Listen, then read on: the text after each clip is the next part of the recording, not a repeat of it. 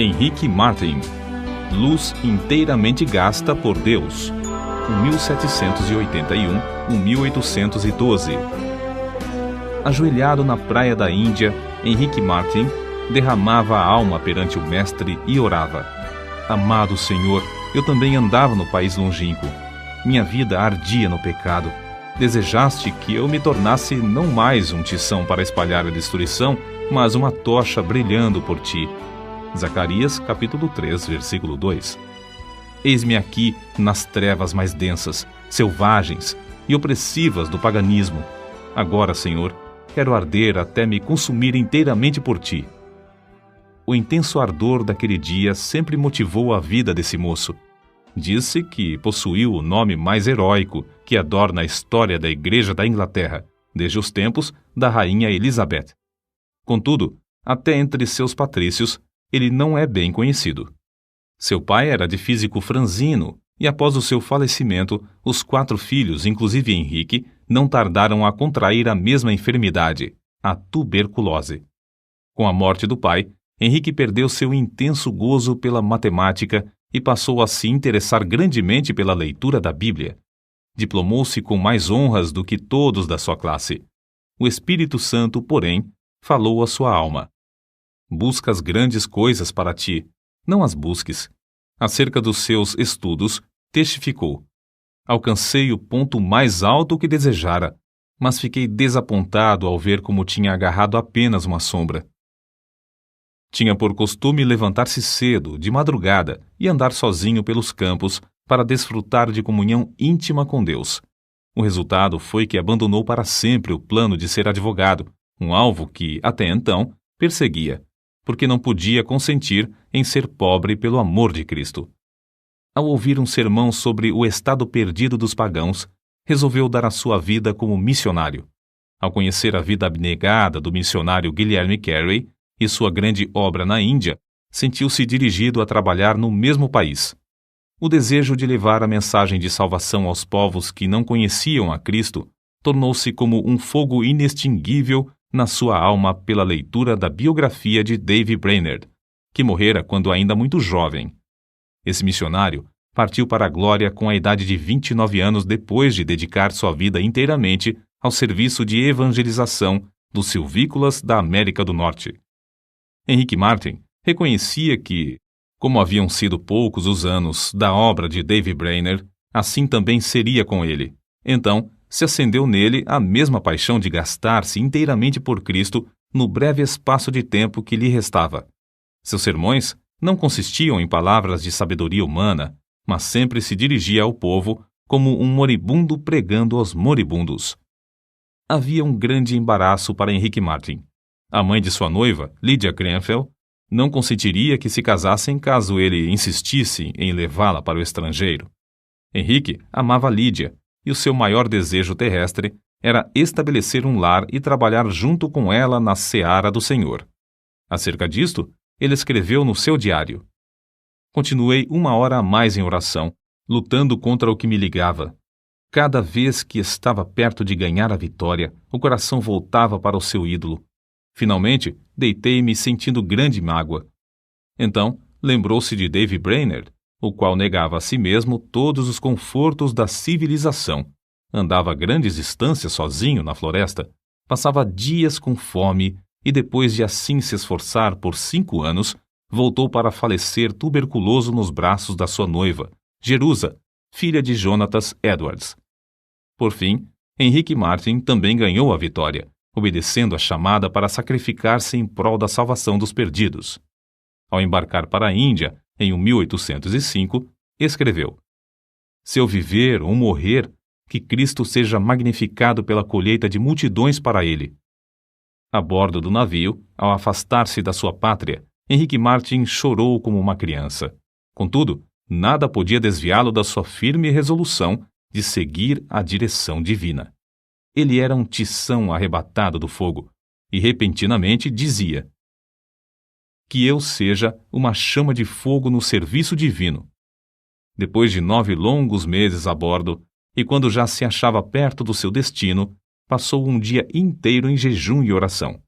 Sentia quão grande era o sacrifício da cruz e como era igualmente grande a sua responsabilidade para com os perdidos na idolatria da Índia. Continuava a repetir: tenho posto vigias sobre os teus muros, ó Jerusalém. Eles não se calarão jamais, em todo o dia, nem em toda a noite.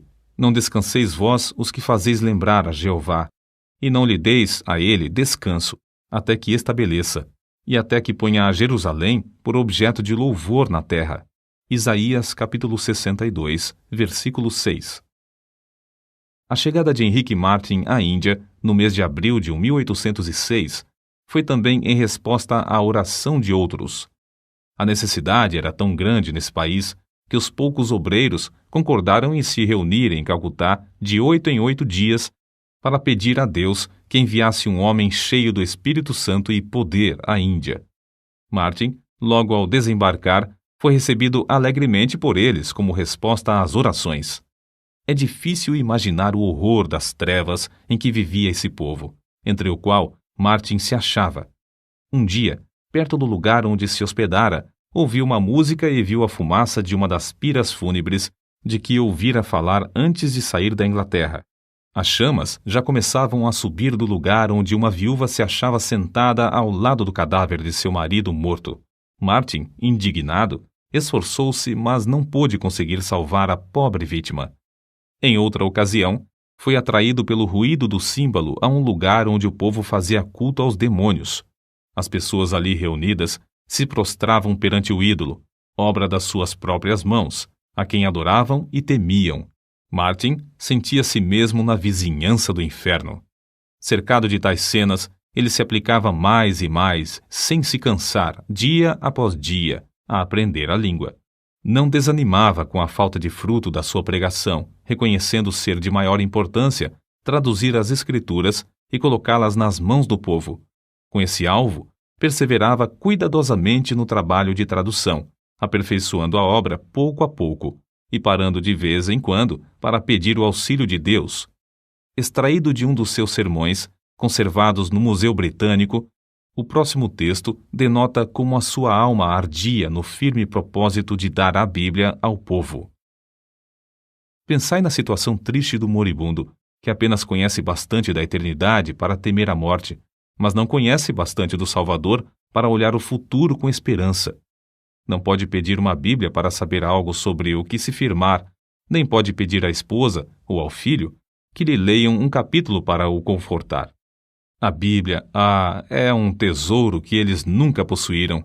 Vós que tendes um coração para sentir a miséria do próximo, vós que sabeis como a agonia de espírito é mais que qualquer sofrimento do corpo, vós que sabeis que vem o dia em que tendes de morrer. Dai-lhes aquilo que lhes será um conforto na hora da morte. Para suprir os povos da Índia e da Pérsia com a Bíblia em suas próprias línguas, Martyn aplicou-se à obra de tradução das Escrituras de dia e de noite, até mesmo quando descansava e quando em viagem. Não diminuía a sua marcha quando o termômetro registrava um intenso calor de 70 graus, nem quando sofria da febre intermitente, nem com um avanço da peste branca que ardia no seu peito. Como David Brainerd, cuja biografia sempre serviu para inspirá-lo, Henrique Martyn passou dias inteiros em intercessão e comunhão com o amado, seu querido Jesus. Parece, escreveu ele, que posso orar para sempre, sem nunca cansar. Quão doce é andar com Jesus e morrer por ele. Para ele, a oração não era uma formalidade, mas um meio certo de quebrantar os endurecidos e vencer os adversários. 6 anos e meio depois de ter desembarcado na Índia, enquanto empreendia longa viagem, faleceu com a idade de 31 anos. Separado dos irmãos, do resto da família, com a noiva esperando-o na Inglaterra e cercado de perseguições, foi enterrado em lugar desconhecido. Era grande o ânimo, a perseverança, o amor, a dedicação com que trabalhava na seara do seu Senhor. O zelo ardeu até ele se consumir nesse curto espaço de 6 anos e meio. É-nos impossível apreciar quão grande foi a sua obra, feita em tão poucos anos. Além de pregar, conseguiu traduzir porções das Sagradas Escrituras para as línguas de 1/4 parte de todos os habitantes do mundo. O Novo Testamento em hindu, hindustão e persa, e os evangelhos em judaico-persa são apenas uma parte das suas obras. 4 anos depois da sua morte, nasceu Fidelia Fiske, no sossego da Nova Inglaterra. Quando ainda aluna na escola, leu a biografia de Henrique Martin. Andou 45 quilômetros de noite, sob violenta tempestade de neve, para pedir à sua mãe que a deixasse ir pregar o evangelho às mulheres persas.